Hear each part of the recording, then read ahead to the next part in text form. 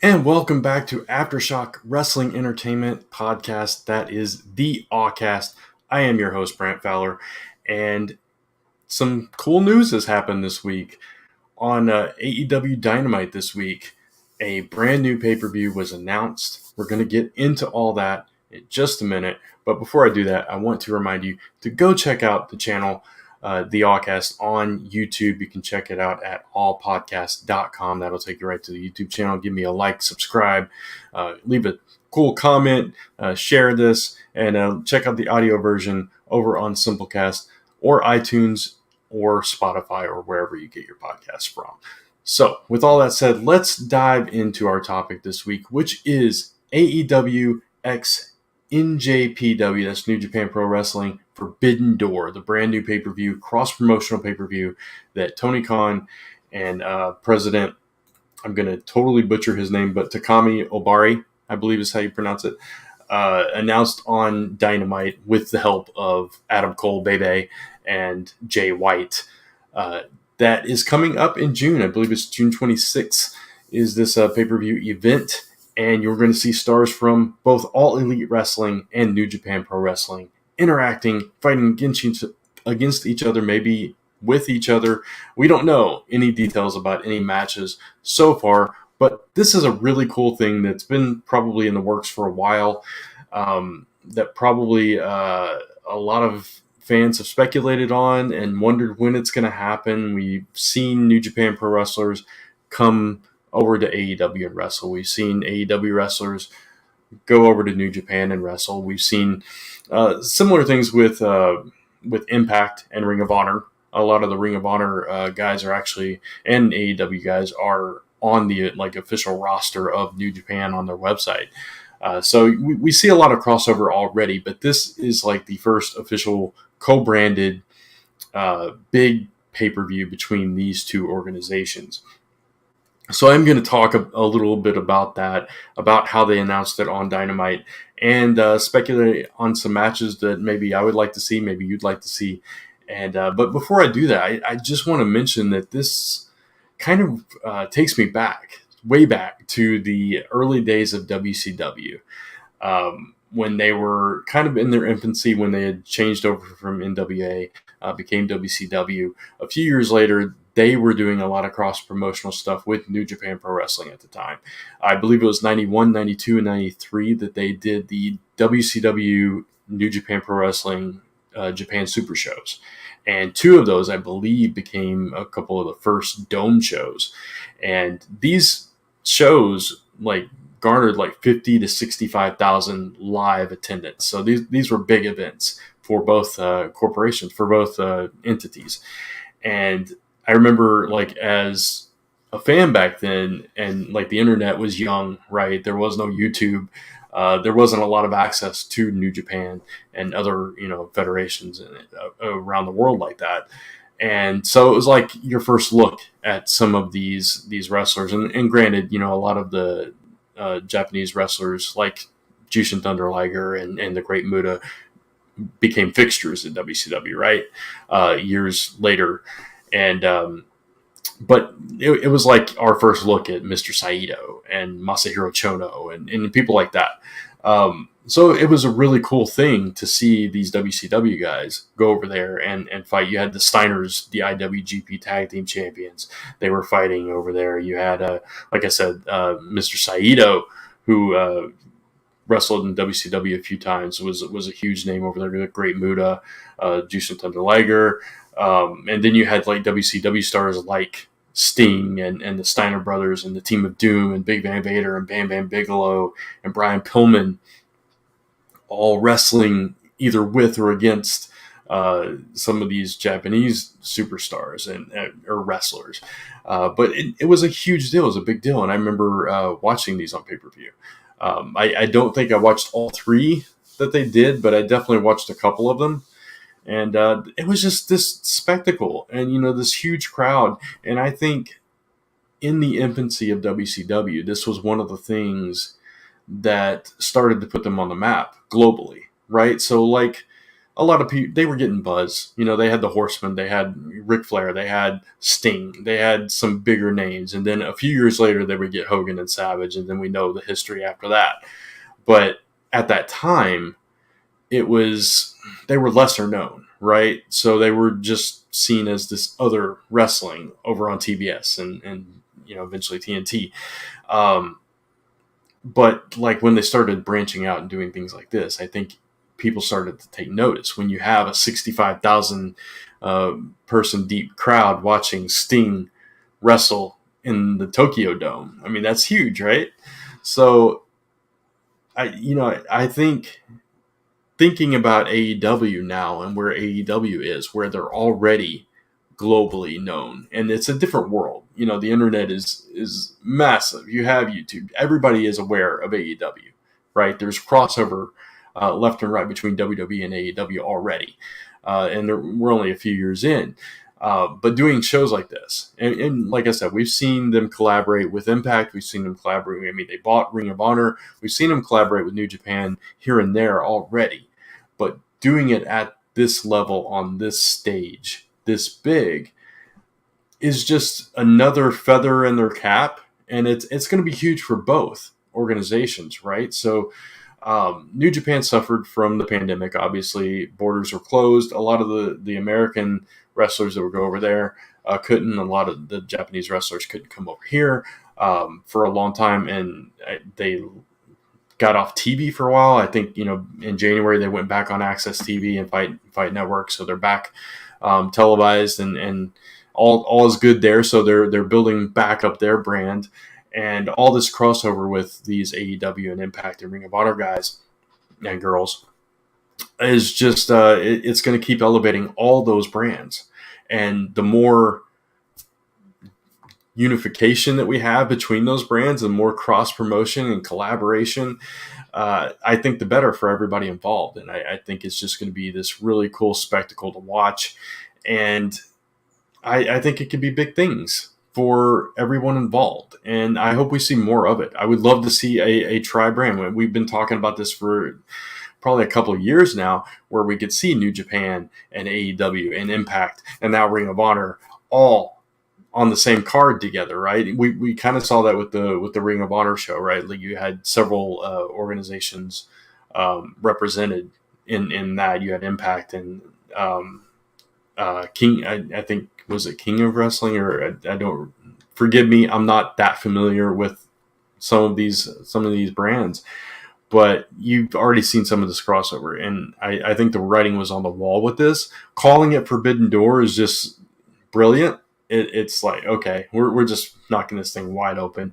The proverbial Forbidden Door that a lot of people are getting tired of that term, and throwing that around. But I don't know. This is really cool, and like I said, it harkens back to those old days. So, with that said, let's talk about what we could see here, because we've already seen, obviously, Minoru Suzuki has been making the rounds. He's fought everybody at this point, right? It's a bunch of big names in Impact and in AEW. I think he even showed up on Dark Elevation this week. So he's making the rounds. We've seen some of Bullet Club, Hikuleu, Jay White, the Gorillas of Destiny, obviously the Good Brothers. We've seen Finjuice in Impact. We've seen Ishii, and I think he's going to wrestle on Rampage this week, as a matter of fact. So against Adam Cole. And so let's talk about how they announced this. So we knew this big announcement was coming. Everybody kind of assumed it was going to be about Ring of Honor, because that was the last announcement, right? That Tony Khan had purchased Ring of Honor. Everybody's waiting on news like what's going to happen with Ring of Honor. We've seen these Ring of Honor wrestlers appear in Impact and AEW. Jonathan Gresham, great showing recently, and getting him on the map as well. And Samoa Joe, of course, Ring of Honor television champion, carrying that banner proud. So everybody's like, okay, this announcement's got to be about Ring of Honor, what the future of Ring of Honor is. What are they getting a TV deal? Is it going to be a separate program? What are they going to do with this? And they pulled the wool over our eyes, because it had nothing to do with Ring of Honor. Tony Khan comes out, and I thought maybe you'd wait till the the top of the hour? Maybe it was. I don't remember exactly when it was, but I'm thinking it was before the top of the hour. But anyway, Tony Khan comes out and he introduced the president of New Japan Pro Wrestling, and we think we're going to get that. But Adam Cole immediately interrupts, and he spills the beans, talks about all this, and then introduces Jay White, who comes out and talks about this. And so we already know, going into this, one thing we know for sure, that the Undisputed Elite and the Bullet Club are going to be represented. Now, remembering how tied together those two entities are, that the Elite sprung out of the Bullet Club, right? And so I'm really curious to see what's going to manifest from this. Like, are we going to see some combination of Bullet Club and Elite and Undisputed, and what exactly are these matchups going to be? Now, obviously, some AEW stars are huge over in Japan. Jon Moxley, Chris Jericho. I'm blanking on some of the others. Obviously, Kenny Omega, the Young Bucks. So you would think you're going to see a lot of these guys. I don't know what the extent of Kenny Omega's injuries are. From what I understood, he was going to be out for quite some time, so I don't see him being back in time for this show. If he is, that would be huge, and that would be a huge boon for this pay-per-view to have it be Kenny Omega's return. That would be phenomenal. But no pun intended, given the shirt that I'm wearing. But barring Kenny Omega, because I'm going to assume that Kenny Omega is not going to be back for this, unfortunately. Maybe he'll surprise us all and show up. But if he's not, let's take a look at some of the matchups we could see. We could see Jon Moxley. We've seen him fight a lot of people. So who would Jon Moxley fight? I, for one, would be interested. Now, New Japan has the IWGP Six-Man Tag Team Championship, I believe it's called. Wouldn't it be cool to see the Blackpool Combat Club facing those champions for those titles? That is, I'm getting to it. Oh, it's the Never Openweight Six-Man Tag Team Championship. I do apologize. Held currently by Evil, Yujiro Takahashi, and Sho. Wouldn't it be cool to see either the Blackpool Combat Club facing them, or maybe House of Black, because Brody King is big over there as well, or Orange Cassidy and Roppongi Vice, maybe, teaming up to take those on. I think that could be a really cool matchup. I don't know what Will Ospreay's current affiliation with New Japan is, but a lot of people have been wanting to see Will Ospreay in AEW or fighting somebody from AEW. Could you imagine like a Jon Moxley versus Will Ospreay again? Maybe bring in somebody new. Maybe Bryan Danielson versus Will Ospreay, or Bryan Danielson versus, I don't know, Kota Ibushi. Wouldn't that be huge? I mean, just the matchup possibilities are limitless. You could see IWGP Junior Heavyweight Champion El Desperado fighting someone from AEW. Maybe an Orange Cassidy, maybe a Wheeler Yuta, maybe a... I'm trying to think. I mean, there's so many cool matchups that you've got in AEW. I mean, that you could put against them in New Japan. Oh, I am blanking on some of the names because I'm so excited and so overwhelmed by the possibilities that this could provide us. I really hope some of the championships are on the line. I don't know like a lot about the female wrestling over there. Like if they have a lot of that, I would love to see Britt Baker fighting someone. Obviously Hikaru Shida is a mainstay in AEW. I don't know what if there's a lot of that there. I don't watch a whole lot of New Japan Pro Wrestling, so forgive my ignorance on that matter. But I would love to see, who are we going to have Okada face? You got to imagine that some of the bigger names, some of the title holders in New Japan are going to fight some of the bigger names from AEW. Or maybe they're going to give some of the younger guys some spotlight. Are we going to see the Hardys involved? That could be a cool matchup. You could have the Hardys facing off against the I'm not sure who the tag team. Do they still have the IWGP Tag Team Championships? Oh yeah, the Jeff Cobb and Great O'Khan, I believe, are the current IWGP Tag Team Champions. We've seen Jeff Cobb in AEW before, so that could be cool. You could have them defend. You could, I mean, technically, like the Good Brothers, they're part of Bullet Club, so they could be involved in this. You could see the Good Brothers fighting someone from AEW as well. I mean, yes, we've seen that before, but I'm just curious who the Bullet Club's going to face. Or are we going to see the Bullet Club versus the Undisputed Elite, maybe? Red Dragon. It's just so many different matchups you could consider here.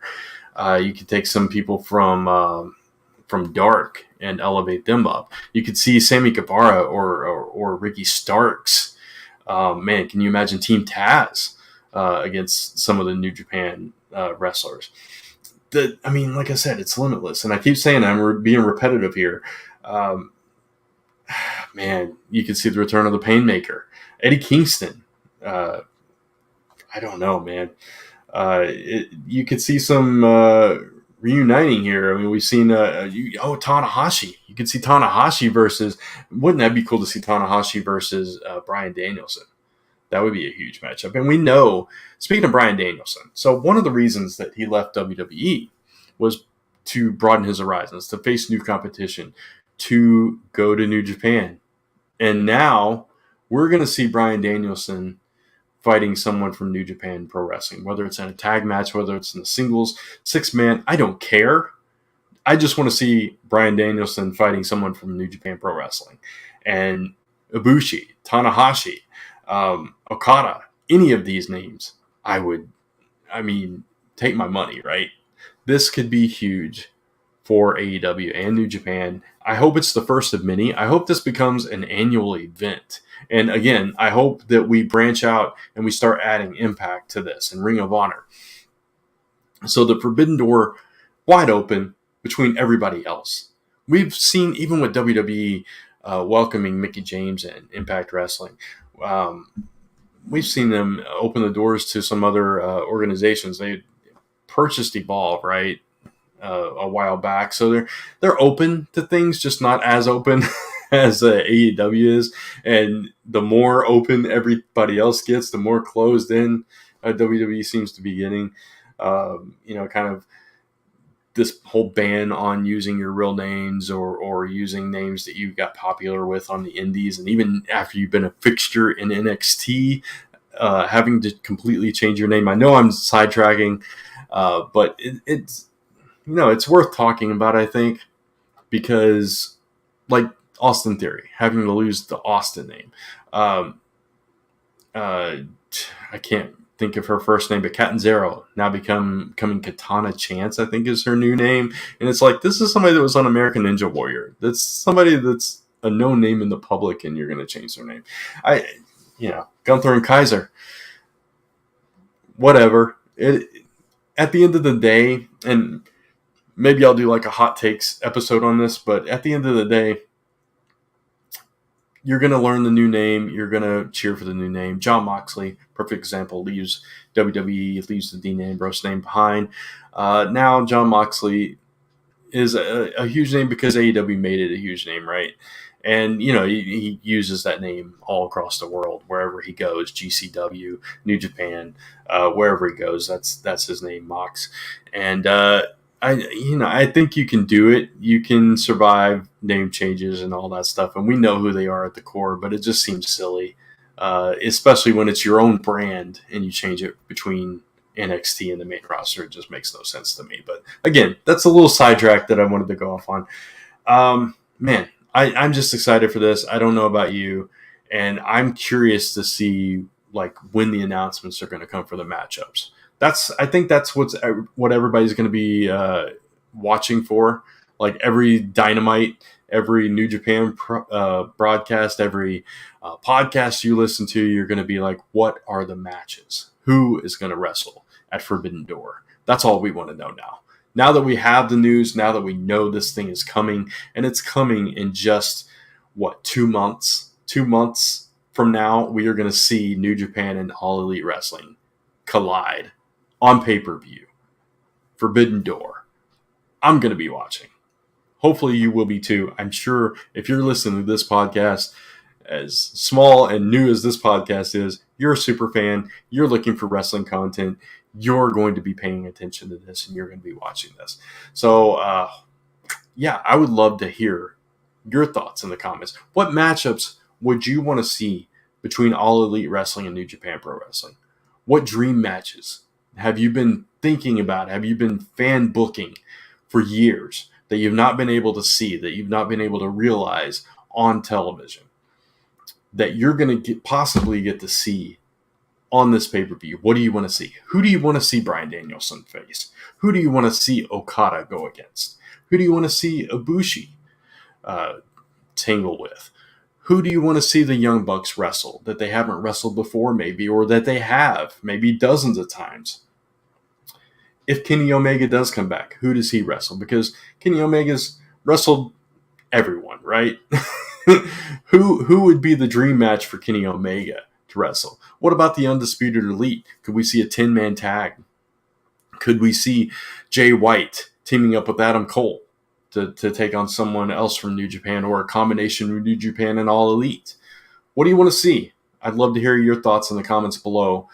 Give me your dream match card for AEW x New Japan Pro Wrestling Forbidden Door. And I'll share my thoughts as well. I'm sure you'll come up with some cool stuff, and I can't wait to read it.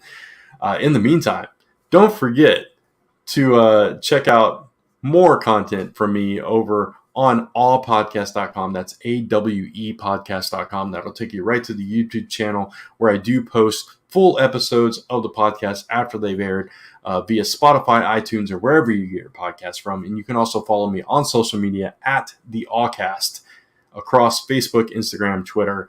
And I look forward to talking with you more about this and much more wrestling news and wrestling thoughts and wrestling, I don't know, whatever's on my mind, whatever topics hit me. I'm planning on doing some more hot takes in the near future, and hopefully I'll come back each week, if not a little bit more infrequently than that, with some new topics, new full topics here. But I thought this one garnered a full episode of its own. I apologize for my ignorance on New Japan and a little bit of rambling here and there, because I'm just so excited about this, and I can't wait for this 2 months, and just to lead up to this, finding out these matches that are going to happen. I'm so excited, and I know that you are too. So again, thank you for listening to this episode, and I look forward to talking with you again right here on the Awcast. Until then, stay awesome. Take care.